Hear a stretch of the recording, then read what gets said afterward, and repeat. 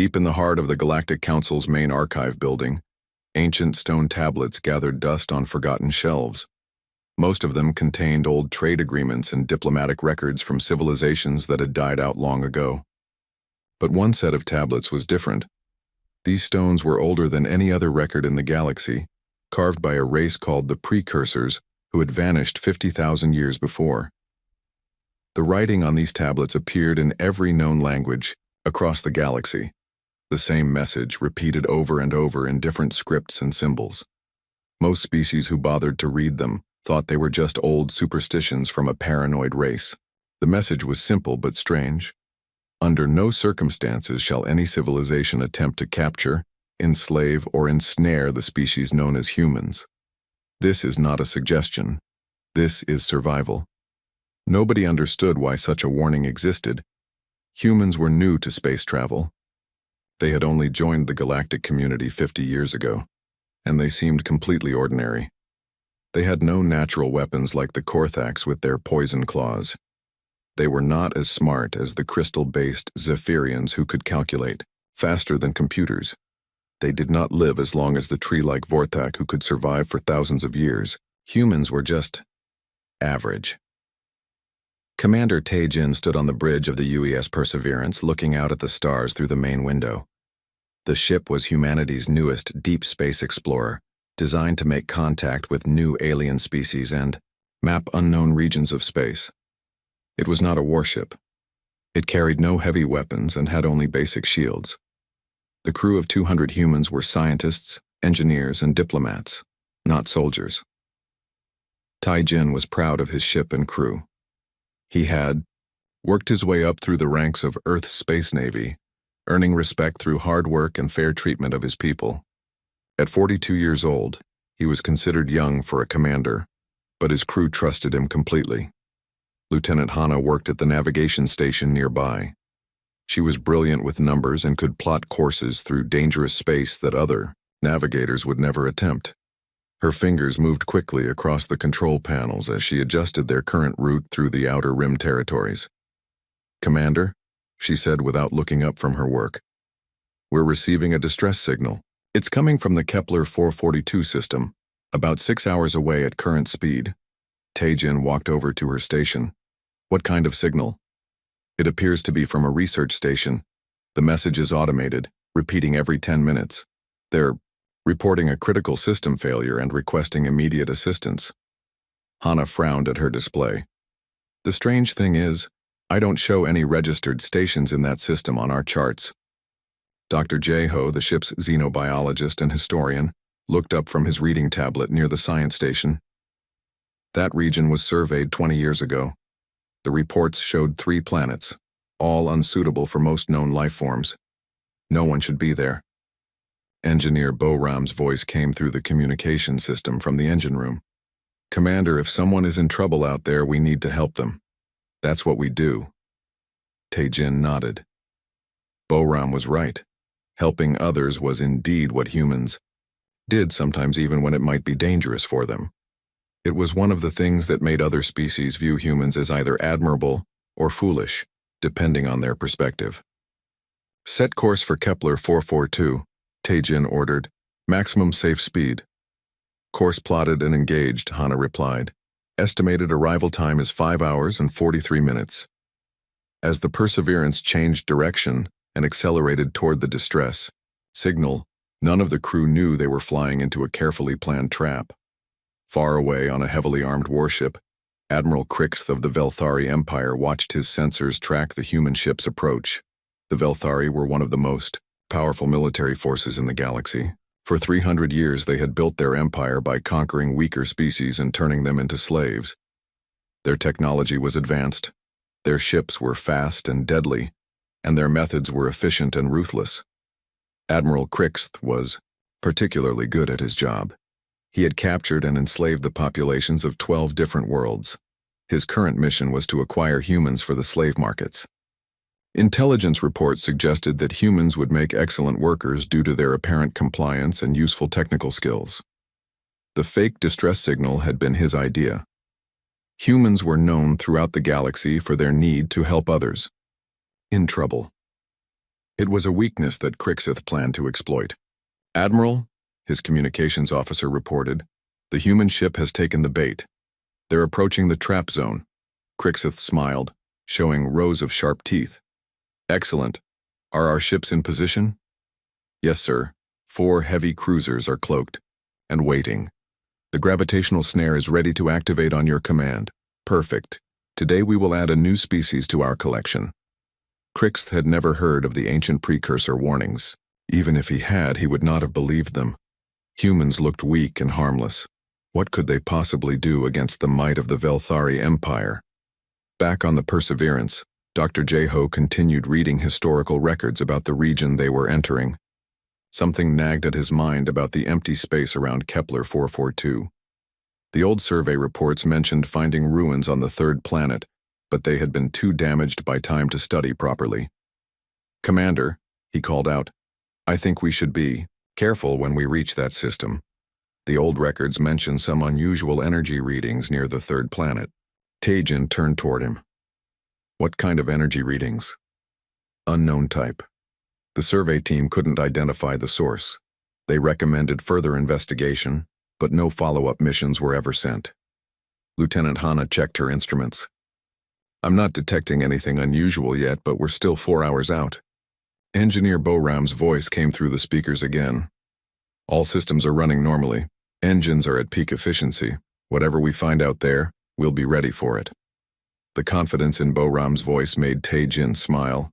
His engineer could fix almost anything with spare parts and determination. She had kept the Perseverance running through asteroid fields, solar storms, and equipment failures that would have stopped other ships.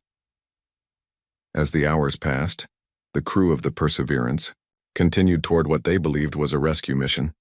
They checked their equipment, reviewed first aid procedures, and prepared emergency supplies for the people they expected to help. None of them suspected that they were actually flying toward their own capture. The ancient warning tablets remained, unread in their dusty archive. The precursor's desperate message, carved in stone 50,000 years ago, gathered dust while history prepared to repeat itself. Some lessons, it seemed, had to be learned the hard way. The trap was perfect. Admiral Crixith had used this method dozens of times before with other species, and it always worked. The Velthari warships hung invisible in space, their cloaking devices hiding them completely from any sensors the humans might have. The gravitational snare was ready, disguised as natural space debris around a dead asteroid. Commander Taejin stood on the bridge of the Perseverance, watching the main display as they approached the source of the distress signal. The system looked empty except for 3 barren planets and the usual collection of rocks and dust that filled most star systems. "I'm picking up the signal source," Lieutenant Hana reported from her station. "It's coming from that large asteroid cluster near the 2nd planet. Wait," she frowned at her instruments. "Commander, I'm getting some strange readings." "What kind of readings?" Taejin moved closer to look at her display. "The gravitational field around those asteroids is wrong. It's too strong for the amount of mass. I can see." Hana's fingers flew over her controls, running more detailed scans. "Sir, I think we should stop and study this more carefully." Dr. Jeho looked up from his science station. "She's right, Commander. The energy patterns don't match anything in our databases. This could be some kind of natural phenomenon we've never seen before." Engineer Boram's voice came through the communication system from the engine room. "I can give you full power to the sensors if you need it. But I'm also ready to get us out of here fast if something goes wrong." Taejin considered their options. The distress signal was definitely coming from the asteroid field, but his crew's concerns were valid. Something about this situation felt wrong, but people might be dying while he stood here being cautious. "Bring us to a safe distance from the asteroid field," he decided. "Full sensor sweep of the area before we go any closer." "Yes, sir," Hana replied, slowing their approach. "Activating all sensors now." That was when Admiral Crixith made his move.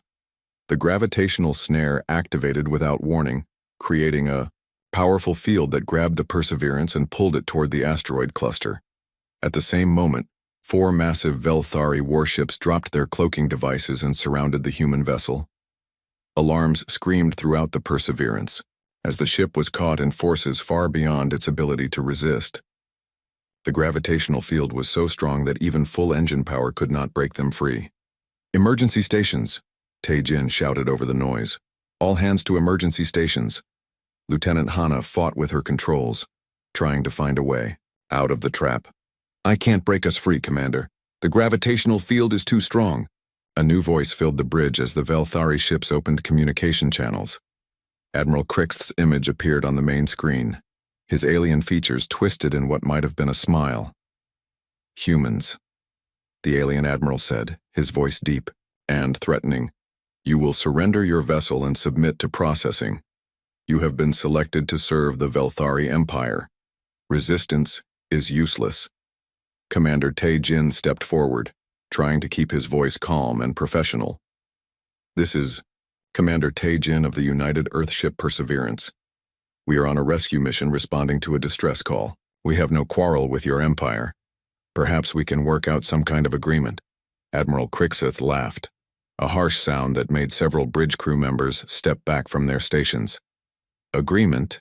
You will serve, or you will die. Those are your only choices. We have no interest in your words." Dr. Jeho was working frantically at his station, scanning the Velthari ships and trying to understand their technology. What he saw made his heart sink. "Commander," he said quietly, "their weapons are far more advanced than ours.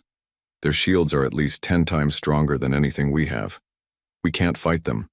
Engineer Boram's voice crackled through the speakers. "I'm trying to boost our weapons and engines, but it's not enough. We need more power than our reactors can give us." Lieutenant Hana was still working on the navigation systems, looking for any possible escape route.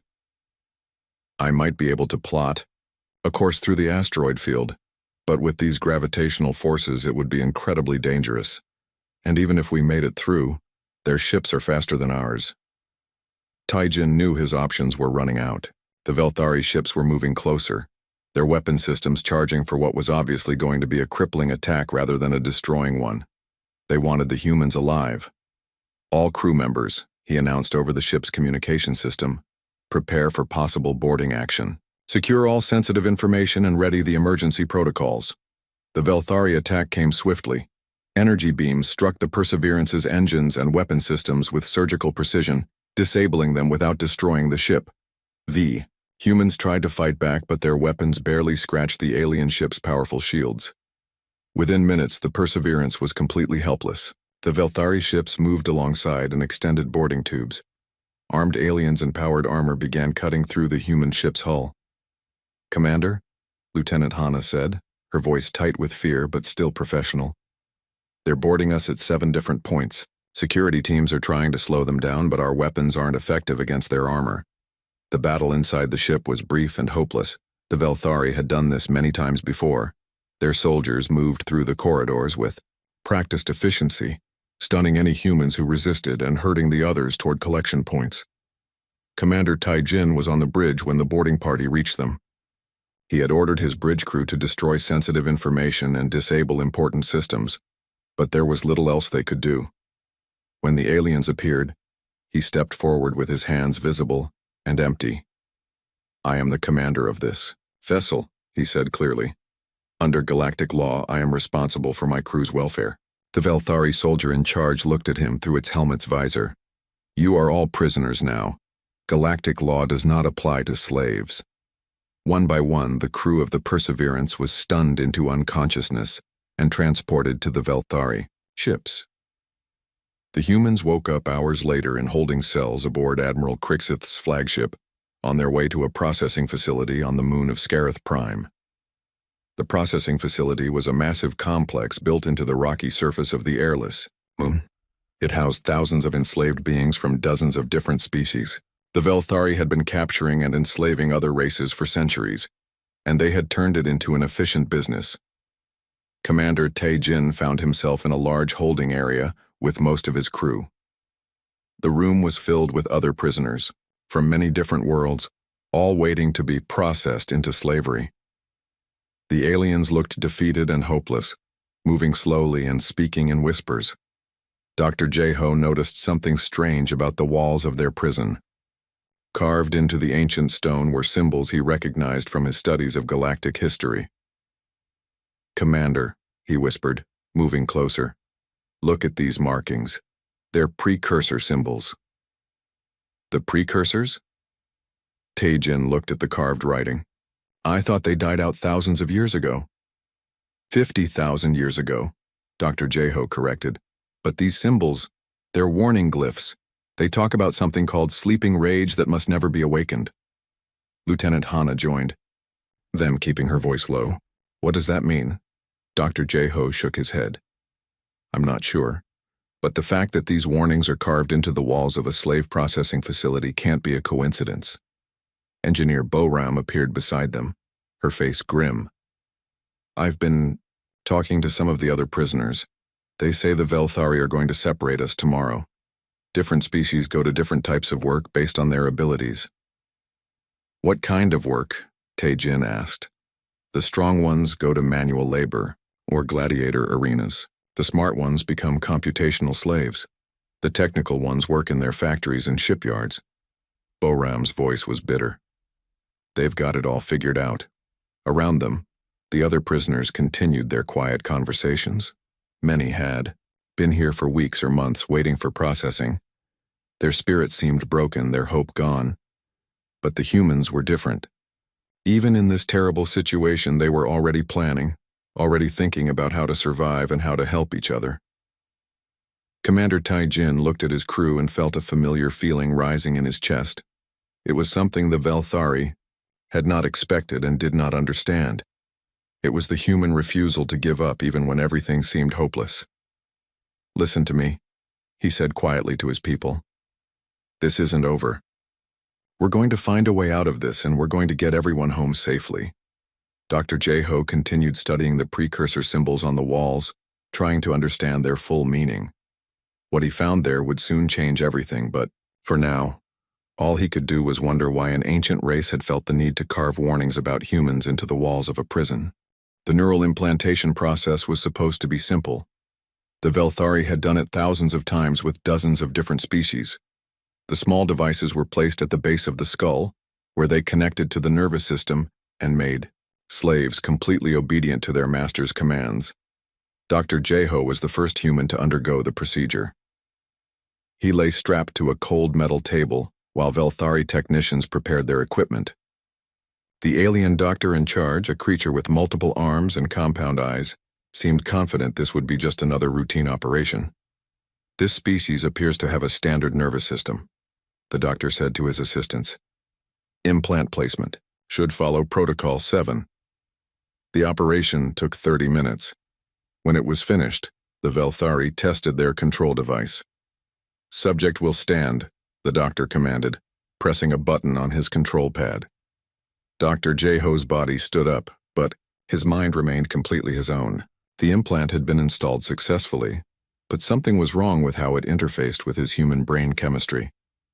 He could feel the device trying to take control, but his thoughts stayed clear and independent. The Velthari doctor frowned at his readings. "Strange. The implant shows full connectivity, but the control responses are weak. Run a diagnostic." Dr. Jeho realized he needed to act like the device was working, or they would try something more drastic. He made himself move slowly and spoke in a flat, emotionless voice. "I await your commands." The doctor seemed satisfied. "Good enough.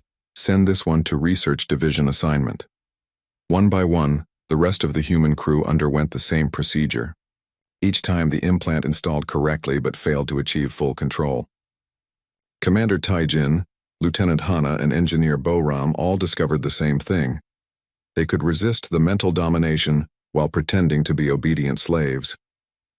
Commander Tae-jin was assigned to gladiator training, where strong slaves were taught to fight for the entertainment of Velthari nobility. The facility was brutal, designed to break spirits and create mindless fighters who would perform on command. But Tae-jin's military training served him well in ways his captors never expected. While pretending to be a compliant slave, he began studying the facility's security systems. He memorized guard rotations, identified weak points in the defenses, and started making contact with other enslaved species. "You are different," whispered Corvin, a reptilian alien who had been captured 3 months earlier. "The other new slaves give up hope quickly, but you humans still have fire in your eyes." "We don't give up," Taejin replied quietly during their rest period. "It's not in our nature." "Be careful," Corvin warned. "The guards watch for signs of resistance. They have ways of making even the strongest break."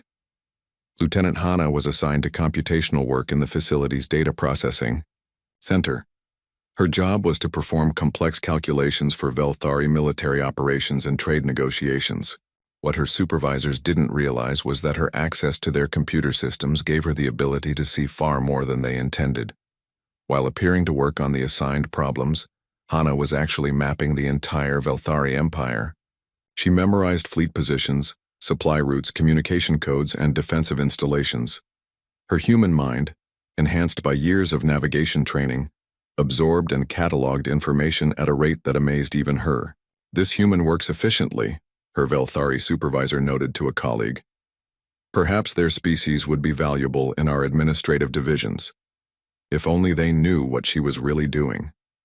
Hana had identified the locations of 17 major Velthari military bases and their primary communication hub. She was also learning their language and customs, information that would be invaluable if an escape opportunity arose. Engineer Boram was placed in the industrial section, where she was supposed to maintain and repair the facility's machinery. This was perhaps the worst assignment the Velthari could have given her, from their perspective. Boram had spent years learning to fix things with limited resources and improvised tools. Now she was using those same skills to sabotage Velthari equipment in ways that appeared to be normal wear and tear or operator error. Conveyor systems developed mysterious timing problems that reduced productivity. Environmental controls began, experiencing random failures that made working conditions uncomfortable, but not dangerous enough to trigger immediate attention. Communication systems suffered from increasing interference that made coordination between different sections difficult. "The machinery in this facility is becoming unreliable," complained the chief engineer to Admiral Crixith during a routine inspection. "We're losing efficiency in multiple departments." "Then fix it," Crixith replied impatiently. "Use whatever resources you need." But the problems continued to multiply faster than they could be solved. Boram was careful to vary her methods and timing, making the sabotage look like the natural result of overworked equipment and stressed systems. Dr. J. Ho's assignment to the research division gave him access to the facility's historical databases. What he found there changed his understanding of everything that was happening to them. The processing facility on Scarith Prime had been built on the ruins of a much older structure. The foundation stones contained precursor architecture and writings that told an incredible story. 50,000 years ago, another alien empire had tried to enslave humans. The humans of that time had been much more primitive, barely beyond Stone Age technology. But when they were captured and enslaved, something unexpected happened. The ancient records spoke of a war that had consumed entire star systems. The aliens who had enslaved humans found themselves facing an enemy that refused to surrender, refused to negotiate, and refused to stop fighting until every member of the enslaving species was dead. It hadn't been about technology or superior numbers. The humans had systematically tracked down and eliminated their captors with a determination that terrified other species. They had turned captured alien ships against their former owners, learned to use advanced weapons they barely understood, and displayed a level of coordinated rage that defied explanation. The war had ended with the complete extinction of the species that had enslaved humans. Every colony, every outpost, every individual member of that race had been hunted down and eliminated. The humans had then simply returned to their primitive homeworld and continued their normal lives, as if nothing unusual had happened. The precursor records called it the awakening of the sleeping rage. They described humans as a species that could seem peaceful and cooperative for generations, but when pushed beyond certain limits, they became something entirely different. Dr. J. Ho was still reading these records when the facility's communication system received an emergency transmission from Velthari space. The message was brief and alarming. Human space was mobilizing for war. Unknown to the prisoners on Scarith Prime, the disappearance of the Perseverance had triggered something that no alien species had ever witnessed before. Every human nation, corporation, and faction was setting aside their differences and preparing for a military response that defied all expectations. Back in the processing facility, the human crew continued their quiet resistance. They shared information through coded conversations during work periods and mealtimes. They identified other species who might be willing to help in an escape attempt. They memorized every detail about their prison and their captors. But most importantly, they never lost hope. Even as days turned into weeks and the neural implants continued their attempts to control their minds, the humans maintained their determination to escape and return home. Commander Tae-jin noticed that their resistance was having an effect on the other prisoners as well. Species that had seemed broken and hopeless were beginning to show signs of renewed spirit.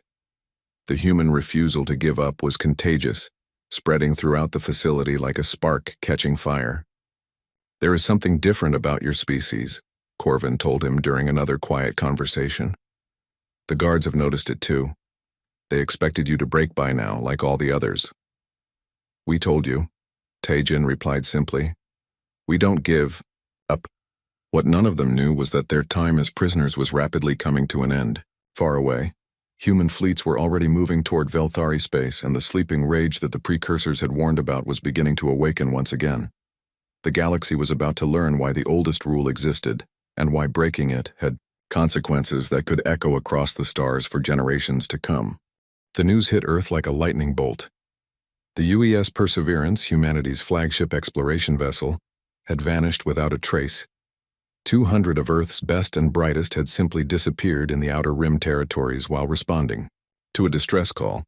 Admiral Soo-jin stood in the Emergency Command Center in Geneva, watching displays that showed frantic activity across all of human space.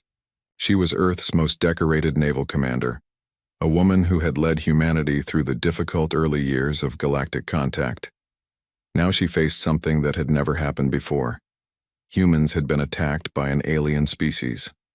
"What do we know?" she asked her intelligence chief, Director Ye-jin. "Very little," the younger woman replied, her fingers flying over her data pad. The Perseverance sent routine reports until they reached the Kepler 442 system. Then nothing. Our deep space monitoring stations picked up energy signatures consistent with advanced alien weapons fire. General Wu Bin, head of Earth's ground forces, leaned forward over the tactical display. "Have we identified who's responsible?" "Intelligence suggests the Velthari Empire," Director Ye-jin answered. "They're known throughout this region as slavers and raiders. Several other species have warned us about them in the past."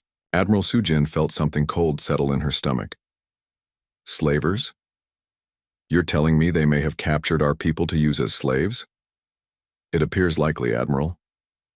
The room fell silent as the full implications sank in. Humans had been taken as slaves. The idea was so offensive, so completely unacceptable to human thinking that it took a moment for everyone to process it. Admiral Soo-jin was the first to speak. "Send a message to every human colony, every corporate fleet, and every independent ship in known space. Emergency protocols are now in effect. We are mobilizing for war." "Admiral," General Wu Bin said carefully, "we're talking about taking on an empire that spans dozens of star systems. Our forces are designed for exploration and defense, not conquest." "Then we change that," Soo-jin replied without hesitation. "How long will it take to convert our civilian ships to military use?" Engineer Min Ho, who had been silent until now, looked up from his calculations. "If we strip out non-essential systems and retrofit them with weapons and armor, we could have 1,000 ship fleet ready in 6 weeks. Make it 4 weeks, Admiral Soo-jin ordered. And I want every ship we can get our hands on. Cargo vessels, passenger liners, mining ships, research platforms, everything. What happened next amazed observers throughout the galaxy. Humanity had always been known for their disunity, their tendency to argue among themselves and pursue conflicting goals. But the capture of the Perseverance triggered something that alien species had never seen before. Every human nation declared an immediate ceasefire in all ongoing conflicts. Corporate rivals began sharing resources and technology. Independent colonies volunteered their ships and personnel for military service. Within days, humanity was moving with a unity of purpose that defied all previous experience. The Luna shipyards, normally used for civilian construction, were retooled for military production. Mars industrial complexes switched from consumer goods to weapons manufacturing. Even the asteroid mining operations redirected their efforts toward military materials. Dr. Kyung-soo, Earth's leading xenobiologist, made a discovery that changed everything. His team had been studying captured Velthari technology from previous encounters with other species, looking for weaknesses they could exploit. "Admiral," he reported during a briefing, "I think I understand why the Velthari were confident enough to attack us. Their technology is based on extremely advanced, highly efficient systems that work perfectly under ideal conditions. That sounds like an advantage for them," General Wubin observed. "Not necessarily," Dr. Kyung-soo continued.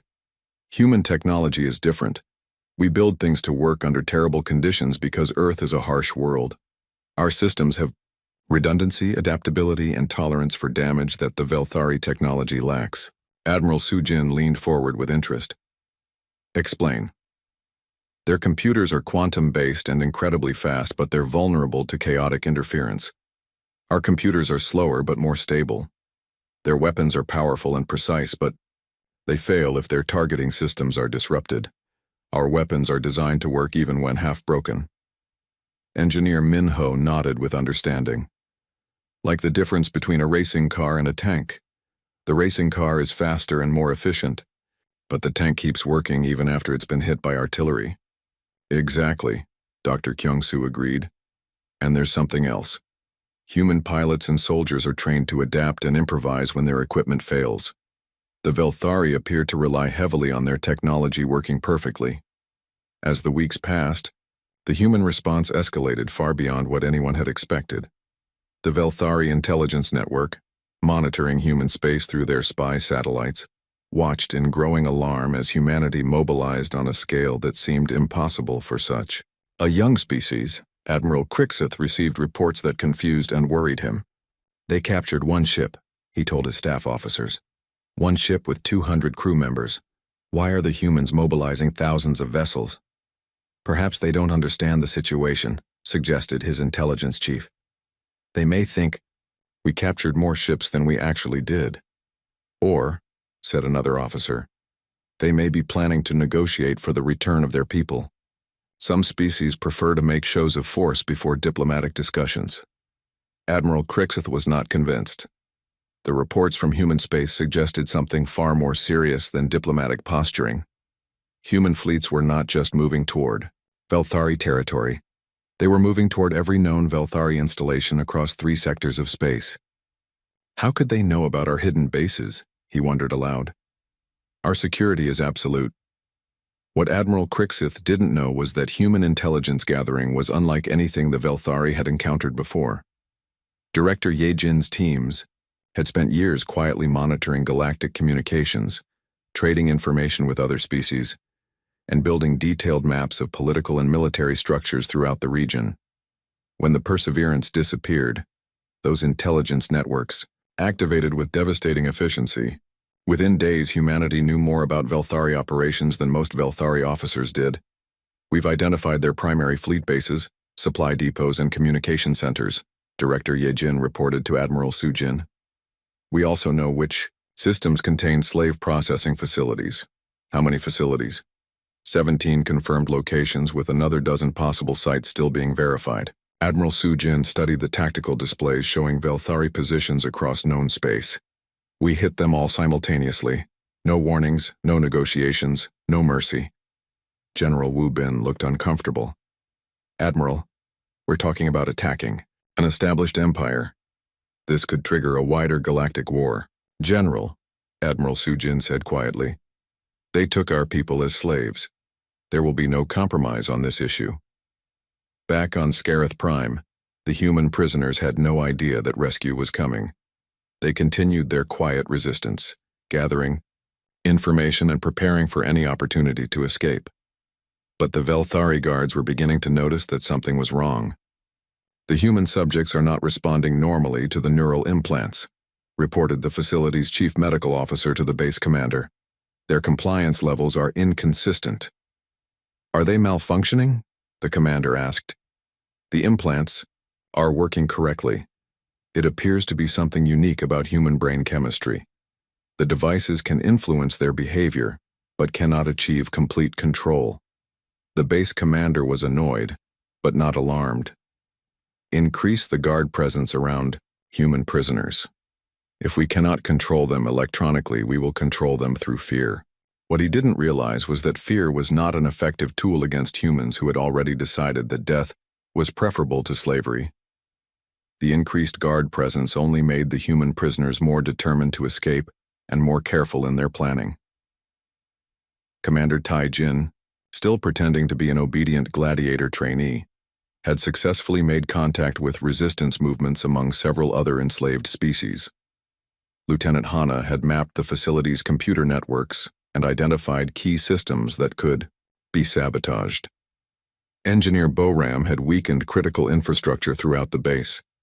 Dr. J. Ho had discovered the historical records that explained why ancient species had warned against enslaving humans. They were ready for action.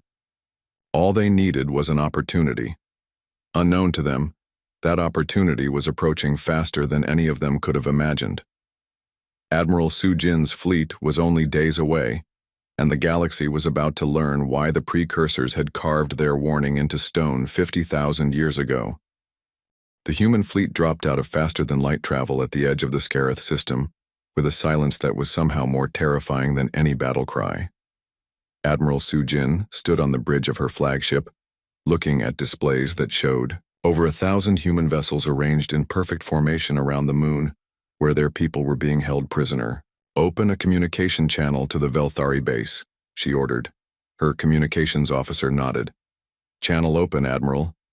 Admiral Su Jin's message was broadcast on all frequencies, ensuring that every Velthari facility in the system would receive it clearly. Her voice was calm and professional, which somehow made her words even more frightening.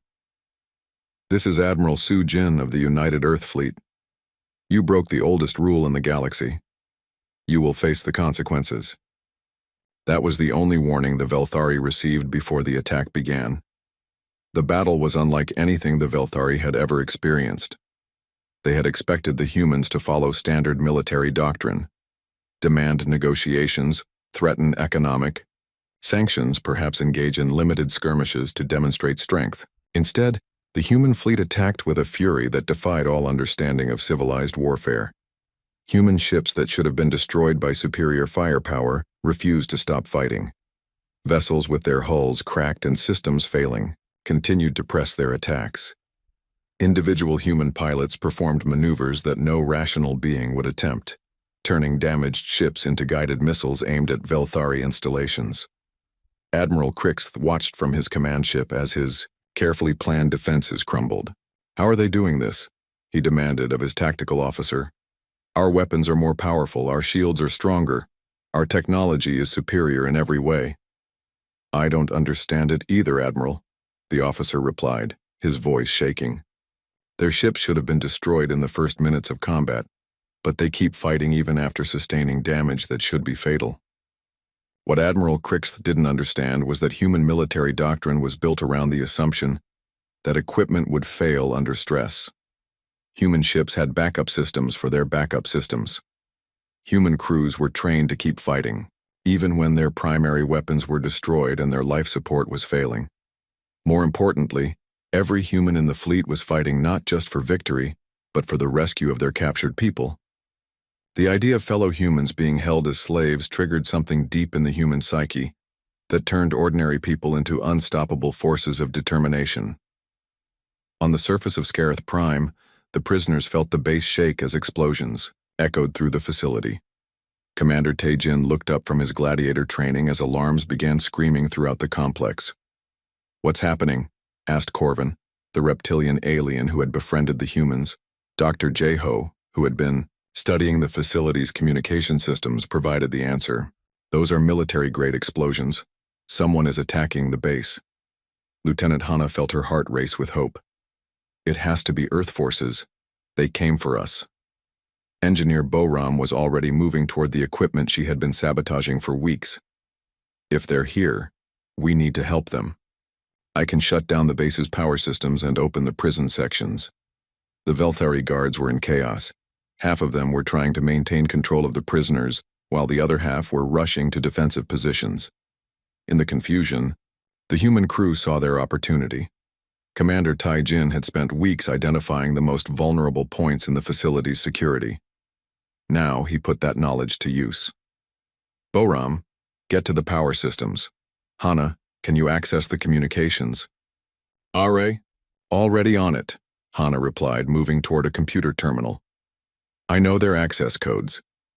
The facility's power went out just as the first human Marines breached the outer defenses.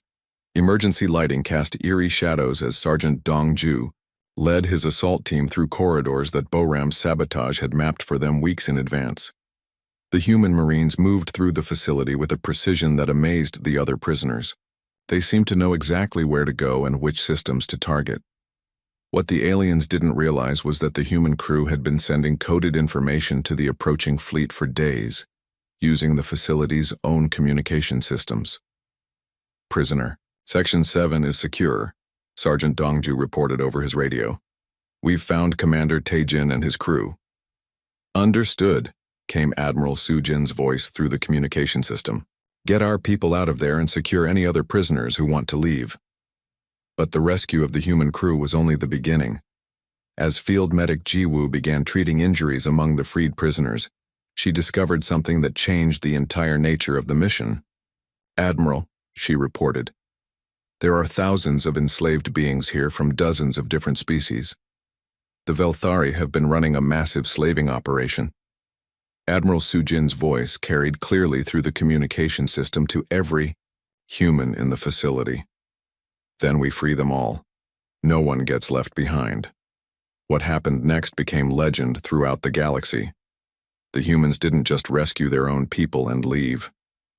They systematically freed every enslaved being in the facility, provided them with medical care and supplies, and helped them establish contact with their home worlds.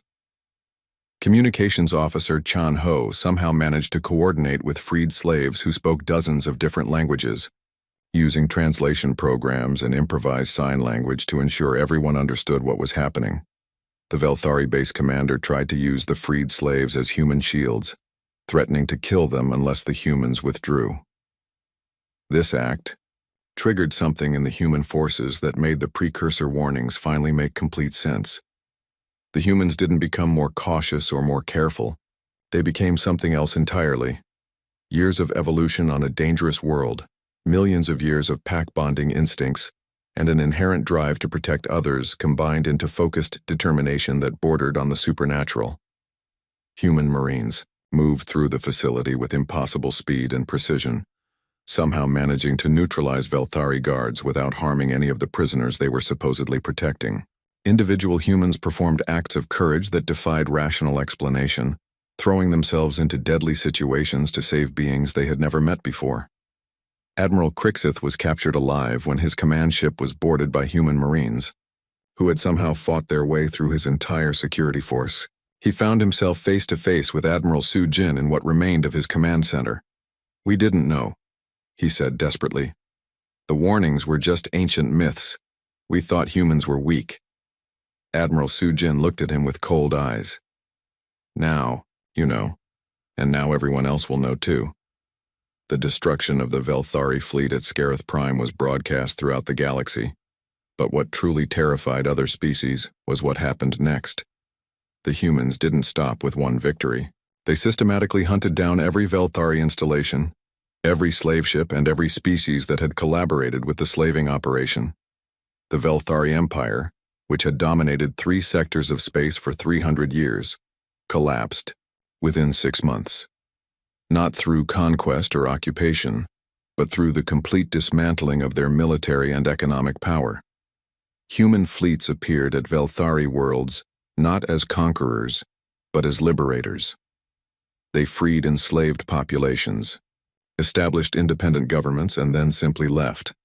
They showed no interest in claiming territory or demanding tribute. Their only goal seemed to be the complete elimination of slavery wherever they found it. Commander Taijin, promoted to admiral after his rescue, established the Human Liberation Fleet as a permanent military force dedicated to ending slavery throughout the galaxy. Dr. J-Ho became the galaxy's foremost expert on precursor history, ensuring that the ancient warnings would never be forgotten again. Lieutenant Hana used her knowledge of Velthari computer systems to help other species defend against similar attacks. Engineer Boram developed new technologies that made it harder for slaving operations to hide their activities from galactic authorities. A new entry was added to the Galactic Council's archives, written in every known language and distributed to every civilization in known space. The humans have returned to the stars. The precursor warnings have been proven true. To all civilizations, the rule remains unchanged and eternal. Do not ensnare the humans. They do not forgive. They do not forget, and they never ever abandon their own. But the archive entry included an addendum that had not been there 50,000 years ago. The humans consider all enslaved beings to be their own. Act accordingly. The galaxy learned that humanity's greatest strength was never their technology or their numbers. It was their absolute refusal to accept that anyone, human or alien, should live in chains. They had awakened again, just as they had millennia ago, and the universe was a safer place for everyone because of it. In the deep archives of a dozen civilizations, ancient AIs and long-lived species nodded in recognition. The sleeping rage had been awakened once more, and the galaxy had been reminded why some rules existed not as suggestions, but as fundamental laws of survival. The humans were back among the stars, and they had made their position clear. Slavery would not be tolerated. Those who chose to ignore this lesson would face consequences that echoed across eternity.